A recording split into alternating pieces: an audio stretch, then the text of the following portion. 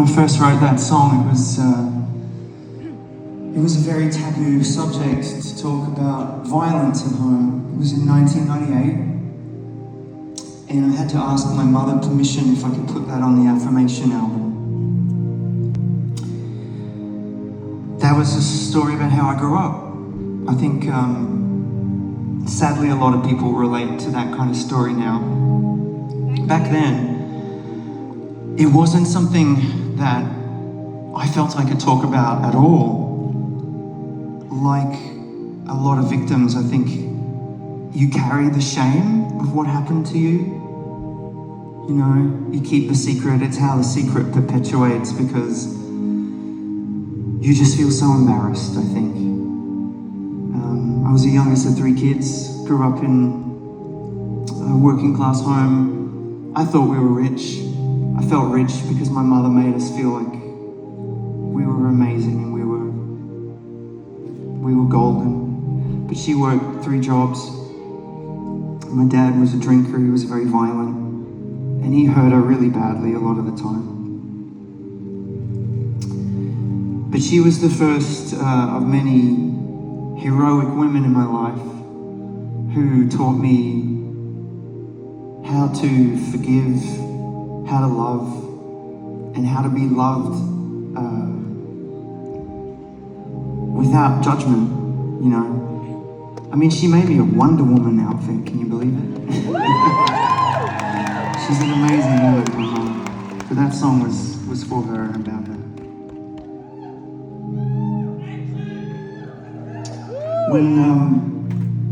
When Colby and I divorced,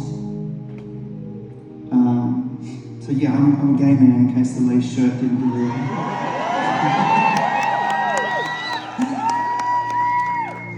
But in keeping with the whole secrets and shame thing, you know, the first person to ever call me a faggot was my own father. And then it was kids at school. And I didn't even know what gay was until other people told me that that's what I was. But I fell in love. I fell in love with my university sweetheart, and then suddenly Savage Garden happened, and yes. So right at the peak of all of that amazingness that you gave us and you gave me, I was really struggling with that other shameful part about myself that took so long for me to accept. Because I didn't want to be gay, which seems so stupid now.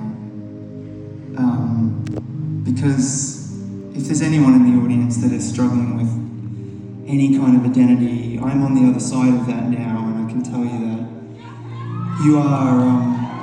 you are perfect and beautiful just the way that you are.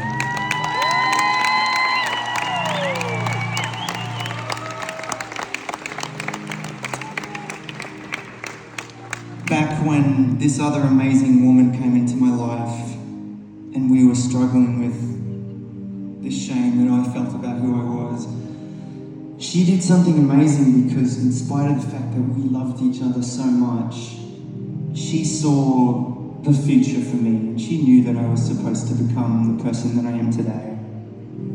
And she let me go. We were sitting backstage in New Zealand. It was the Future of Earthly Delights tour. So it was the big world tour that we did in the 90s. And we were listening to this Madonna song, Trevor's playing the chords to it. It's called The Power of Goodbye. We listened to the words coming out of the stereo, and we just knew, you know, she looked at me and she said, "You have to go." And I said, "I know." And off I went to New York. I got a really sexy boyfriend. He gets happier here, don't worry. So I got a boyfriend. She started dating people and everything was great. And about a year later, I went home and she had packed up a suitcase kind of like this for me with some stuff that I'd left behind. And she said, "You might want to look through it or give some of this stuff away to charity, just let me know." So I opened it up inside and what happened was all of the history came flooding out. First of all, it was my perfume. Like a memory, you know, this scent came flooding out, and I was overwhelmed, I think, with the feeling of guilt, because while I had fled to this other amazing life, I had left her alone to pack up the remnants of us. And I'd never really stopped to think about it. I hadn't meant